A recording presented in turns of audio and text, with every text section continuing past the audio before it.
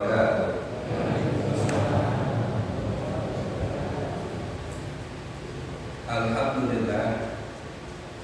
alhamdulillahilladzi anzala as-sakinata fi qulubil mu'minin liyazdadu imanan ma'a imanihim. Walillahi junudus samawati wal ardh wa huwal azizul hakim. Asyhadu an la ilaha illallah wahdahu la syarika lah wa asyhadu anna Muhammadan abduhu wa rasuluhu la nabiyya wa rasula ba'da. Allahumma shalli wa sallim wa barik ala sayyidina wa habibina wa nabiyyina Muhammadin wa ala alihi wa ashabihi wa man tabi'ahum bi ihsanin ila yaumiddin. Amma ba'd, yang sama-sama kita hormati Ketua Yayasan PAPB, dalam hal ini diwakili oleh beliau Bapak Haji Insinyur Sayuti, kepada para takmir masjid yang tergabung di jamaah PAPB, wabil khusus takmir masjid Nurul Iman sebagai penyelenggara pengajian Ahad bersama yang ke 1109,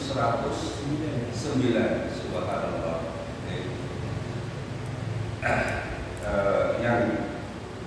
Dan juga Bapak Ibu jamaah PAPB yang mudah-mudahan senantiasa mendapatkan limpahan rahmat, nikmat, barokah, taufik dan juga hidayah dari Allah Taala. Kita panjatkan puja dan puji syukur kehadirat Allah Jalla wa'ala yang di kesempatan pagi hari ini atas kebaikan dan foto dan bedarnya kita dipertemukan di dalam majelis yang sungguh sangat mulia, yaitu majelis ilmu, majelis zikir, majelis yang insya Allah kita akan dapat mengambil faidah ilmu untuk bekal kehidupan kita di dunia dan di akhirat.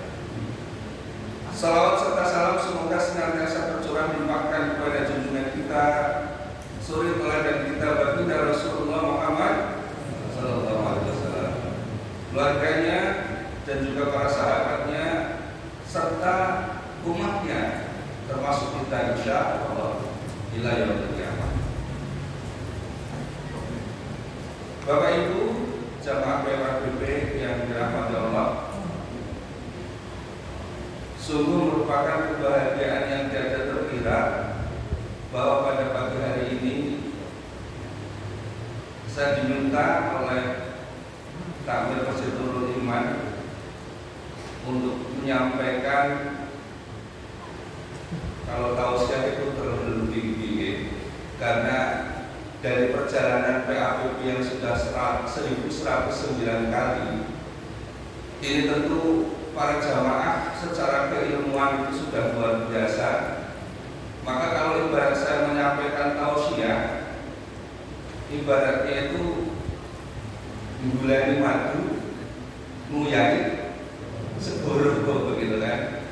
Jadi ya sekedar syariah.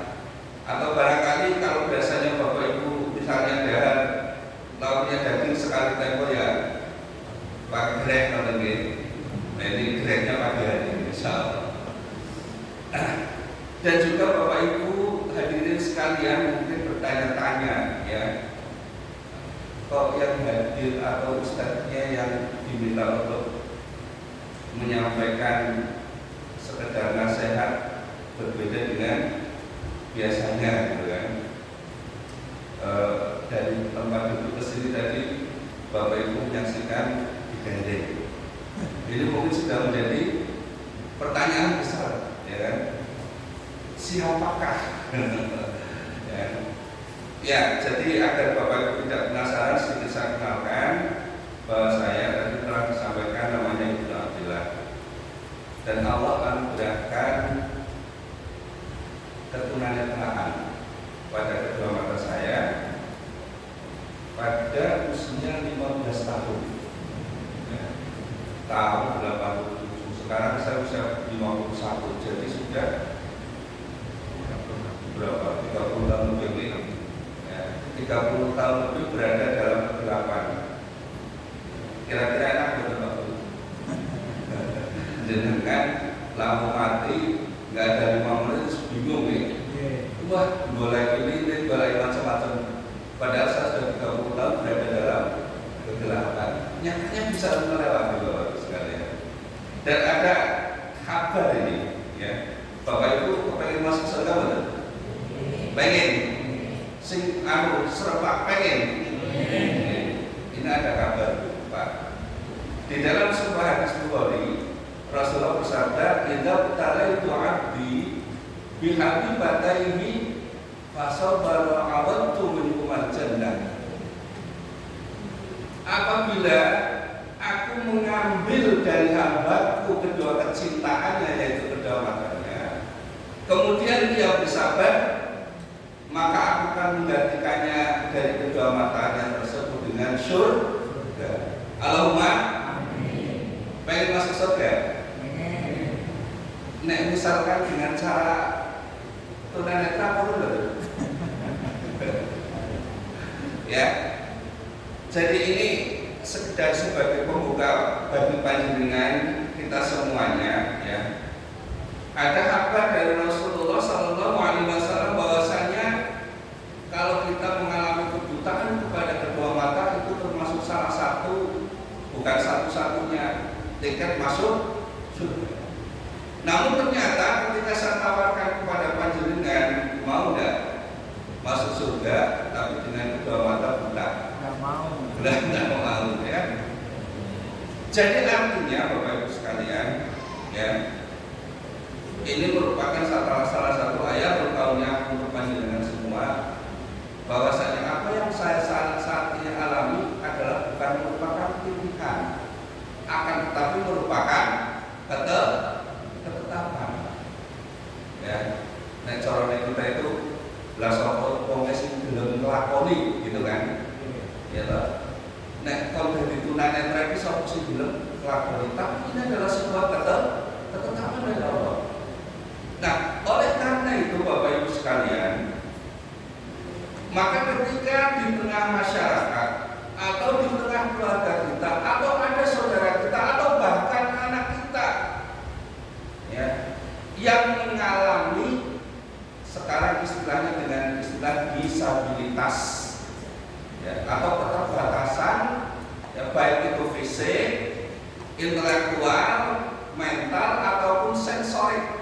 Nah ini kalau sekarang itu istilahnya bingung ya, kalau dulu sudah mudah tunanetra, ada tunadaksa, ya kan, tunagrahita dan seterusnya. Istilah sekarang seperti itu. Maka ya mohon kepada Bapak Ibu sekalian untuk memperlakukan mereka dengan sewajarnya.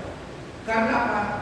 Apa yang dialami oleh mereka, ya, dalam keadaan disabilitas ini bukan merupakan pilihan, namun merupakan ketetapan. Ya. Sungguh menyedihkan, ya, di banyak tempat itu terjadi ketika ada anggota keluarganya yang mengalami disabilitas, orang tuanya merasa malu, ya, merasa malu karena itu dianggap sebuah aib atau bahkan merupakan dianggap karma, kutukan dan sebagainya. Tidak ada seperti itu Bapak Ibu sekalian. Allah Subhanahu wa taala di dalam Al-Qur'an surat Ali Imran ayat yang ke-6 berfirman, "Huwallazi yusawwirukum fil arhami kaifa yasha." La ilaha illa huwal azizul hakim. Dialah Allah yang membentuk rupa kalian di dalam rahim sebagaimana Ia yang kehendaki. Dan tiada ilah yang berhak untuk disembah kecuali Dia yang maha bijaksana, lagi maha perkasa, lagi maha bijaksana. Perhatikan Bapak Ibu ayat ini.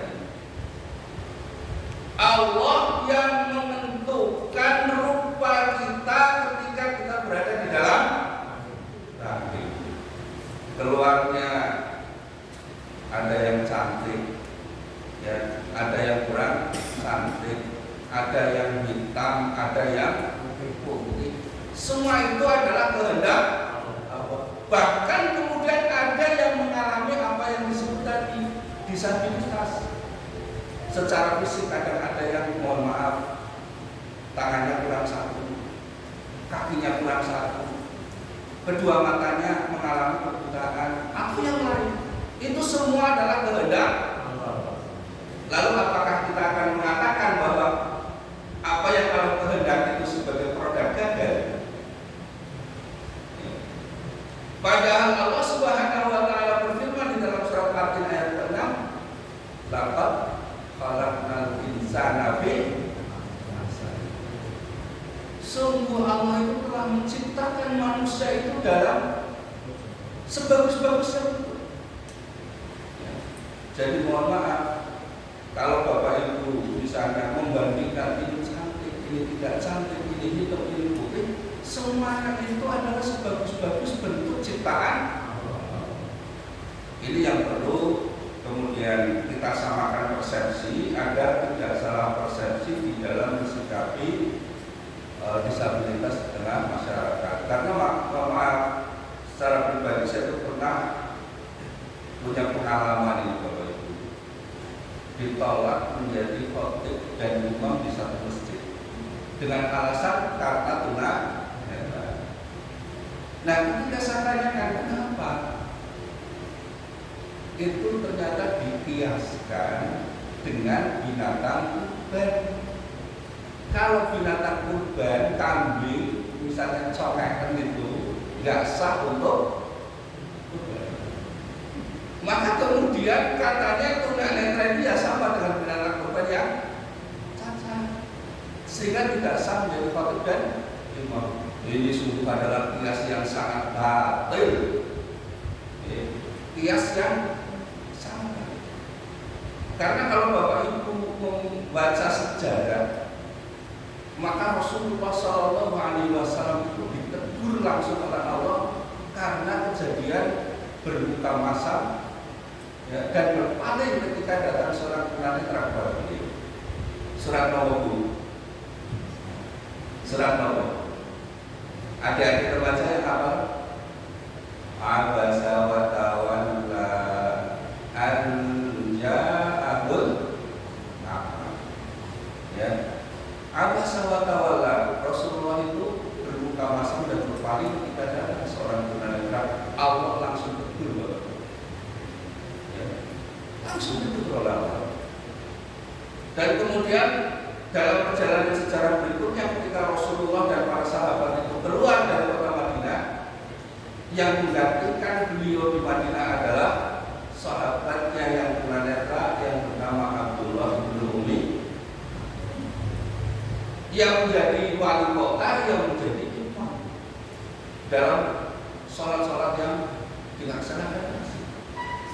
Oleh karena itu, maka jika suatu saat Bapak Ibu bermakmum, ya, di situ adalah imamnya seorang disabilitas, jangan ragu, sah. Ya. Dan ini juga menurut pendapat dari para imam mazhab, sah asal dapat memenuhi syarat serta hukumnya. Oke. Nah ini ya, agar kita semuanya sekali lagi sama persepsinya terhadap keberadaan disabilitas, ya, di tengah masyarakat kita, ya, dan saya juga adalah seorang aktivis di organisasi namanya Ikatan Tunanetra Muslim Indonesia, Bapak Ibu, yang itu berjenjang dari pusat sampai daerah. Dan alhamdulillah sekarang perhatian pemerintah luar biasa juga terhadap disabilitas, yang termasuk keluarnya undang-undang perlindungan terhadap disabilitas. Ya, tapi ini bukan berarti walaupun disamakan dengan suaka pada satwa, enggak ya. Tapi memang kenyataan di tengah masyarakat hampir sebagian disabilitas itu menjadi kelompok yang terpinggirkan. Ya.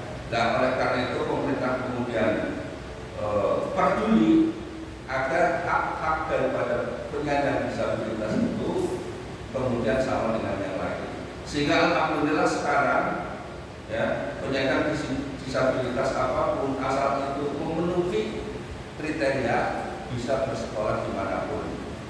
Alhamdulillah saudara-saudara saya yang tunanetra pun sekarang ada yang bahkan sudah mencapai gelar doktoral, ya. Ini termasuk salah satu pencapaian yang luar biasa dari penyandang disabilitas. Nah, Bapak Ibu hadirin wal hadirat rahimakumullah, ketika Bapak Ibu ya melihat seperti saya misalnya di tengah perjalanan, ya, yang muncul mungkin adalah kasihan, betul tidak Bu? Nah kok pelakunya penuh gitu kan? Padahal kalau tadi kembali kepada hadis, ya, bahwasanya asal bersabar dan tentu juga melaksanakan syarat Islam yang lain, tunanetra itu termasuk calon penghuni surga. Nah, kenapa panjenengan kok malah kasihan terhadap calon penghuni surga? Kenapa jenengan tidak kasihan dengan mereka calon penghuni neraka yang nun sewu matanya melihat akan tetapi hatinya, ya kan? Seharusnya mereka inilah yang kita kasihani, karena Allah berikan lengkap panca indera yang seharusnya itu bisa menangkap ayat-ayat Allah, akan tetapi ternyata panca indera yang Allah berikan itu tidak dimanfaatkan untuk menangkap hidayah dari Allah. Nah, ini akan saya buka Al-Quran yang panjenengan ada yang membawa, silakan buka surat Toha, ya. Ada membawa Quran, surat Toha. Surat Toha itu juz yang ke-16. Saya akan bacakan ayat yang ke-123 sampai ke 127 ini. Ini juga sekaligus sebagai pengenalan panjenengannya. Ini namanya Quran Braille, ya, Quran untuk penyandang disabilitas netra. Dan insya Allah secara kaidah sama dengan Quran panjenengan, ya, tajwidnya, fasihnya itu sama. Ini akan saya bacakan. A'udzu billahi minasyaitonir rajim. Qala minha jami'an ba'dukum li ba'din 'adu fa imma ya'tiyannakum minni hudan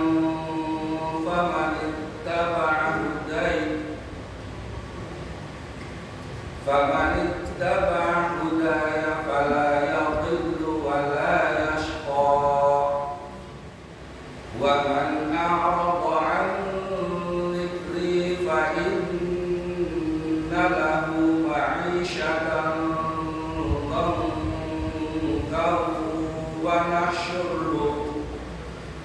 wa nahsyuruhu yawmal qiyamati a'ma. Qala rabbi lima hasyartani a'ma wa qad kuntu basira. Qala kadzalika atatka ayatuna fanasitaha wa kadzalika al-yawma tunsa. Sampai ayat 126. Sampai boleh. Ada yang diterima? Buat nonton. Dan 1109 kali pengajian. Pengajiannya pengajian jiping, ngaji kuping. Oke. Apa sih ternyata boleh? Buat nonton nih. Wah ini terus ngaji pakai dugi dalam bahasa les bablas. Ya, tapi mudah-mudahan ini menjadi peringatan bagi kita semuanya bahwasanya di dalam surat Toha ayat 123 ini Allah memberikan kepada kita peringatan yang sangat keras, ya, bahwasanya ketika Nabi Adam berdua dengan Ibunda Hawa diturunkan ke dunia ini, maka Allah kemudian memberikan jaminan, faman ittaba'a hudaya fala yadhillu wa la yashqa. Barang siapa yang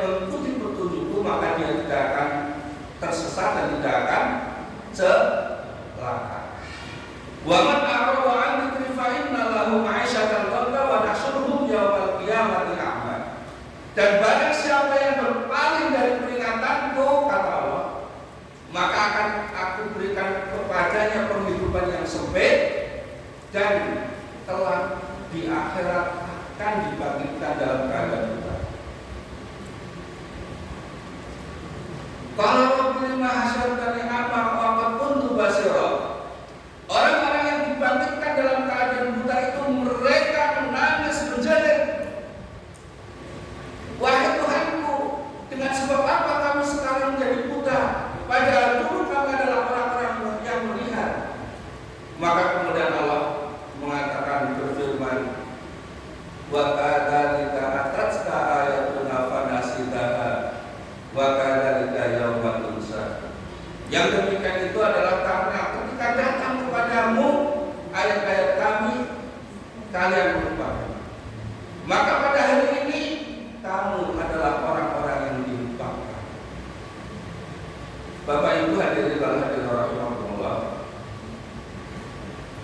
faedah yang sangat agung dan besar sekali dari ayat ini. Pagi hari ini saya tidak menyampaikan pagi yang cerah karena saya tidak tahu ini mendung apa enggak. Gitu? Kalau saya mengatakan pagi yang cerah digerungi mendung malah repot aku, ya kan? Ya. Di pagi hari ini panjenengan melihat satu tanda kebesaran Allah Taala,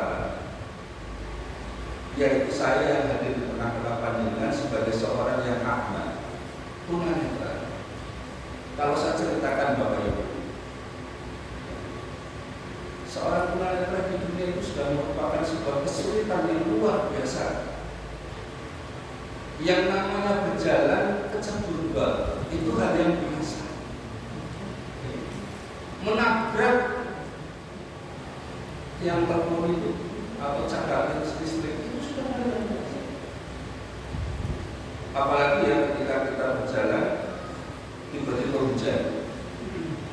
Lek aku piye mlayune golek iup-iupan gak ngerti. Itu kondisi ketika di dunia. Seperti itu susahnya orang yang mengalami, apalagi ketika kita dibangkitkan dari alam kubur kita.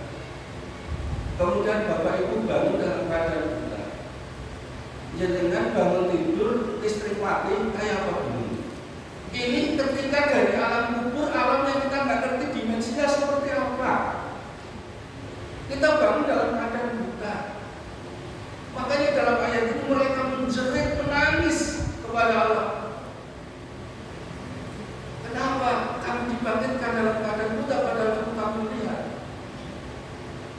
Allah berfirman, karena engkau dulu merupakan ayat-ayat kami, maka pada hari ini kalian adalah orang-orang yang dilupakan Allah. Bapak Ibu sekalian, ini adalah merupakan pilihan, bukan ketetapan. Apakah Bapak Ibu akan memilih siratal mustaqim? Apakah Ibu Bapak Ibu akan memilih jalan-jalannya syaitan? Ini pilihan. Fa'alhamaha fujuraha wa taqwaha. Allah telah mengilhamkan kepada diri kita, hati kita, mana jalan takwa dan jalan yang fajr. Silakan pilih. Dan insya Allah, alhamdulillah, kita semuanya berdoa bersama-sama. Hari ini kita sudah tanggal berapa Sya'ban, Pak? Tanggal berapa Sya'ban? 13. Alhamdulillah, ini berarti yaumul bid. Ada yang puasa yaumul bid? Insya Allah. Sebentar lagi kita akan menyambut datangnya bulan Ramadan. Bulan yang Allah turunkan sebagai sebuah rahmat yang amat besar bagi kita. Bulan yang di dalamnya Allah menjanjikan maghfirah. Maka kita berdoa kepada Allah agar kita bisa mendapatkan atau bertemu dengan bulan Ramadan dan kita bisa melaksanakan saum di dalam bulan Ramadan. Maka manakala ini kesempatan diberikan oleh Allah, itu artinya ada satu harapan yang besar. Kealpaan, kesalahan, dosa yang selama ini kita lakukan akan bisa kita cuci bersih di dalam bulan Ramadan. Yang saya lupa, kalau waktunya sudah belum ya.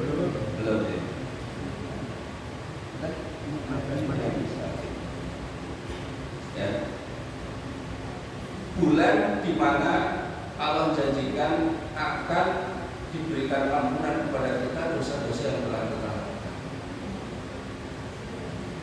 Hampir setiap kita Bapak Ibu, kalau kita mau merenung, memuhasabah diri, nggak ada yang nggak punya dosa, betul? Ya?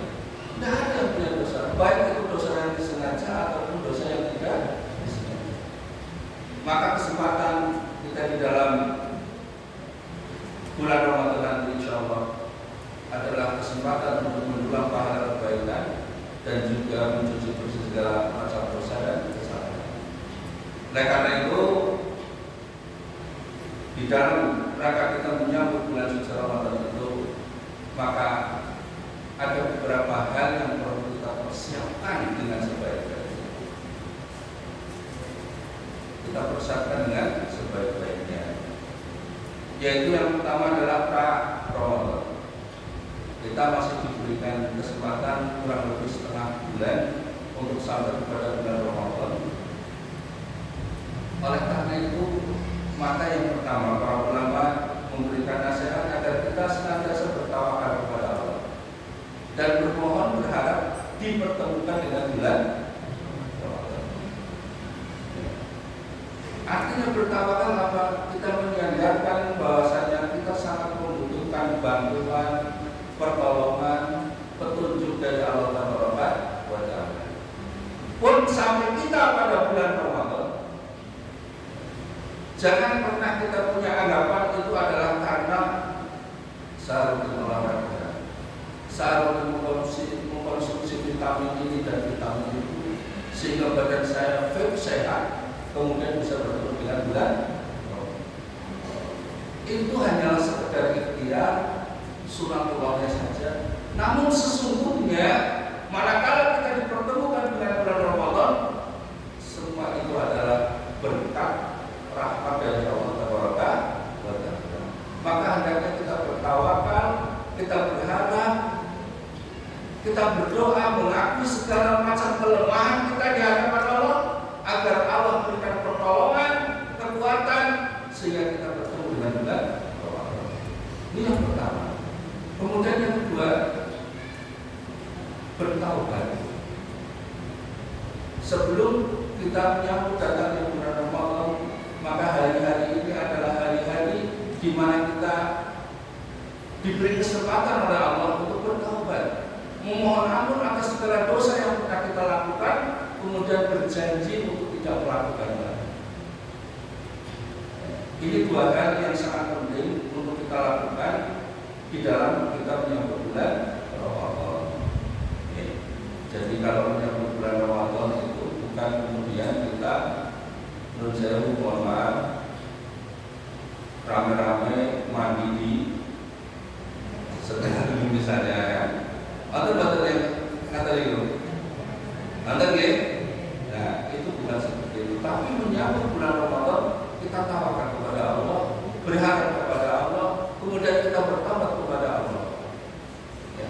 Nah, apabila kita telah memasuki bulan Ramadan, maka agar bulan Ramadan itu betul-betul berkualitas dan kita mendapatkan kebaikan dari bulan Ramadan tersebut, yang pertama penuhi syarat dan rukun daripada puasa Ramadan.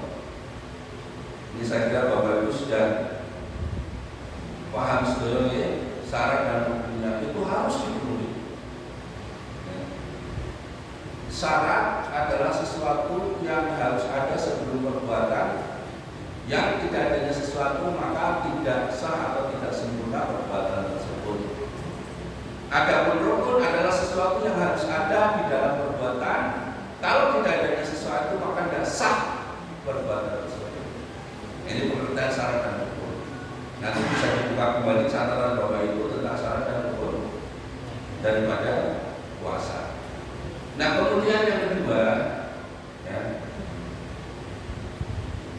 yaitu mengikhlaskan. Nah ini sebenarnya termasuk dalam syarat itu niat. Ya, mengikhlaskan, memurnikan bahwa puasa kita betul-betul hanya karena Allah Taala, tidak selain yang lain. Ini sangat penting. Ya. Jadi Jangan sampai wah berkobar aku kiai ada aku orang poso ora penahan misalnya. Ya. Atau alasan-alasan yang lain. Makanya ini menjadi pokok dari amal yang kita bangun di atasnya. Kemudian yang ketiga, perhatikan hal-hal yang membatalkan puasa dan menghilangkan pahala puasa. Kalau hal-hal yang membatalkan, insya Allah kita semua sudah paham. Tapi yang menghilangkan pahala puasa itu Bapak Ibu, yang sering kita itu mengabaikan, tidak memperhatikan, sehingga di dalam sebuah hadis Rasulullah SAW bersabda, "Ruba sha'imin hadduhu min syamihi ilal ju'wal." Betapa banyak orang-orang yang mereka berpuasa tidak mendapatkan apa-apa kecuali lapar dan dahar. Itu karena apa? Nggak memperhatikan hal-hal yang menghilangkan pahala puasa. Apa itu diantaranya? Diantaranya itu ialah tidak berkata zur atau dusta dan juga tidak berbuat zur. Tidak ada di dalam sebuah hadis, malam yadda qawla zur wa amalan bih laisa lillahi hajjatun fi ayyada'a ta'amahu wa syarabah. Ya. Barang siapa yang dia itu berpuasa tapi tidak meninggalkan perkataan zur, dusta, dan juga tidak meninggalkan perbuatan dusta, maka Allah tidaklah berhajat terhadap orang tersebut dari meninggalkan makan dan minumnya. Ini mohon maaf bagi kita yang pedagang di pasar, ya, kadang-kadang sok suka tidak bisa menahan. Ya. Wah ini mestinya mau 5.000, misalnya ada orang yang menawar 3.000, padahal kalau sih nawar 5.000, ini dusta, ya. Dan itu tidak boleh. Nah kemudian adalah lahun warafah. Lahun itu sesuatu yang sia-sia, rafas itu perkataan-perkataan yang porno. Ini juga harus dijaga betul. Ya. Kemudian yang ketiga, meninggalkan perkara yang tidak manfaat. Ada di dalam sebuah hadis Rasulullah bersabda, min husnil islamil mar'i tarkuhu ma la ya'ni. Ya. Di antara tanda kebaikan seorang Islam, seorang Muslim ialah meninggalkan perkara yang tidak manfaat. Maka menurut saya Bapak Ibu, ya, kalau ada yang mengatakan tidurnya orang berpuasa itu ibadah, betul atau? Nah tadi kata ini aja dibalik, ibadah wong puasa turun. Nah ini jadi balik. Ya. Kalau kita tidur hanya sekedar untuk memenuhi hak, itu masuk dalam kategori ibadah. Tapi kalau ibadah wong puasa itu tidur, jadi tidak ada manfaatnya, tidak ada nilai kebaikan puasa kita. Jadi, nah kemudian menurut saya ini kembali kepada, kalau saya alhamdulillah sudah diijab oleh Allah untuk tidak melihat sesuatu yang maksiat. Tapi Bapak Ibu apalagi tempat saya ini, Masya Allah, enggak ngabuburit, enggak berjalan-jalan di mall, enggak kokok-kokok di perempatan, tapi masuk kamar buka HP, ya, berteman dengan setan bepeng, yang dibuka nomor TikTok, yang dilihat apa? Orang joget-joget, si joget ya habis ngono kae. Ini hilang pahala puasanya. Ya, ngabuburit nonton drama Korea, nggak ada manfaatnya sama sekali. Maka untuk agar puasa kita berkualitas, yang selanjutnya adalah isi dengan amal perbuatan yang sunnah, ya, seperti membaca Quran, memperbanyak sholat sunnah, ya, berinfak dan lain-lain. Dan itu pahalanya oleh Allah dijanjikan, ya, akan dilipat gandakan. akan dilipat gandakan ketika kita dalam keadaan berpuasa.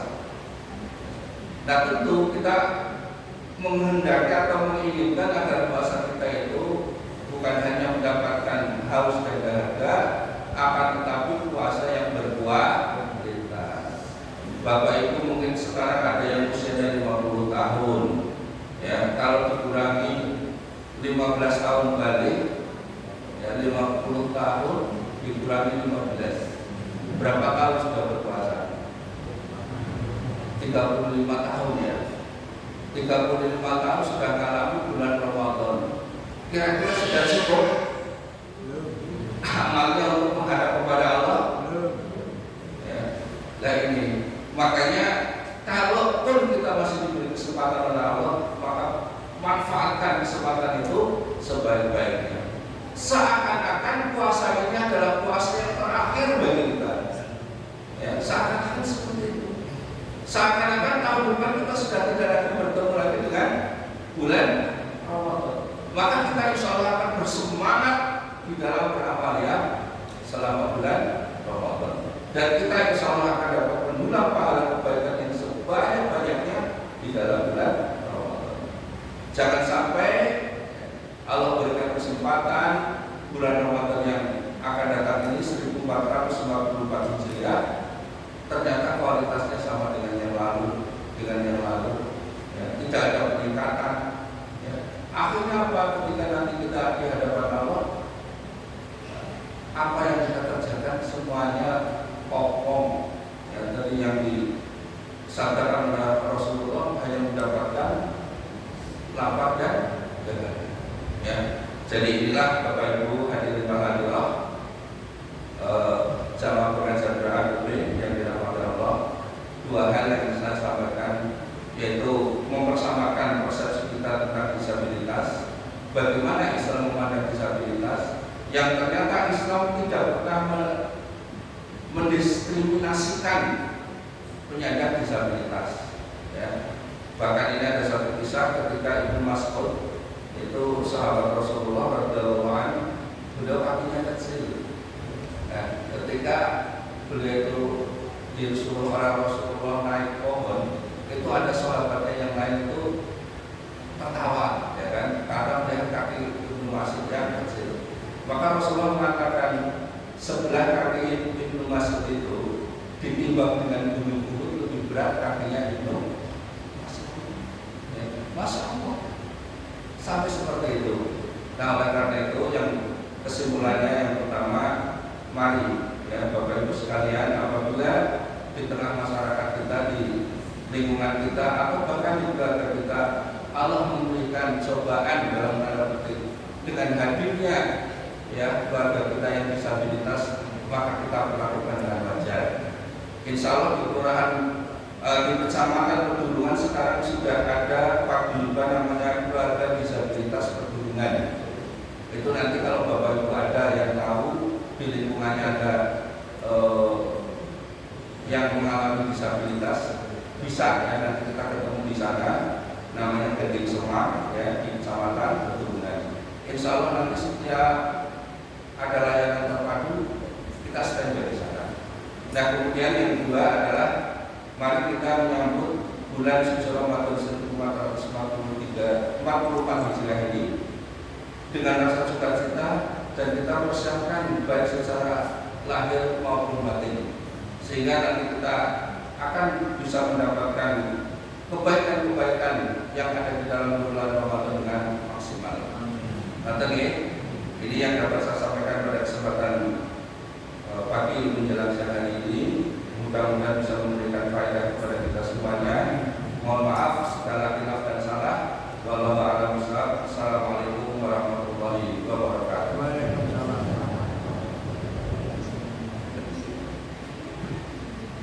Sekalian, mari kita bersama-sama berdoa kepada Allah agar Allah senantiasa limpahkan kekuatan iman, kesabaran kepada kita di dalam menjalani kehidupan di dunia. Kita awali bersama dengan Al-Fatihah. Alhamdulillahirabbil alamin. Ya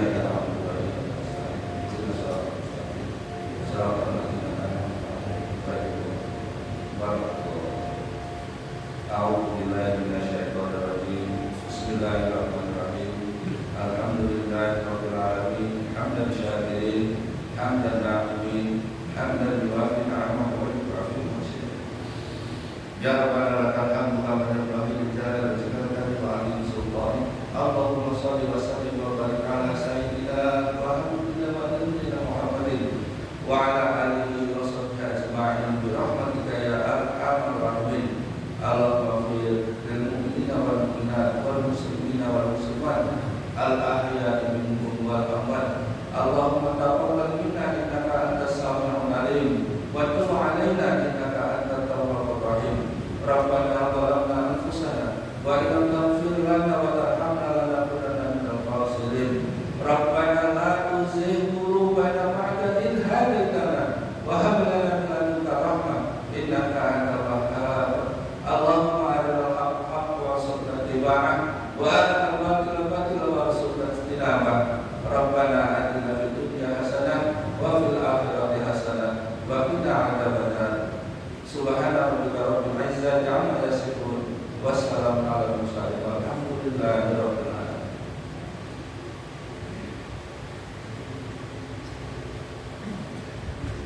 Terima kasih kepada Ustaz Ibnu Abdillah atas pencapaian pokoknya. Acara yang kelima, pengumuman pertama, laporan keuangan penghasilan adat bersama. Pada Bapak Berkodir kami persilakan.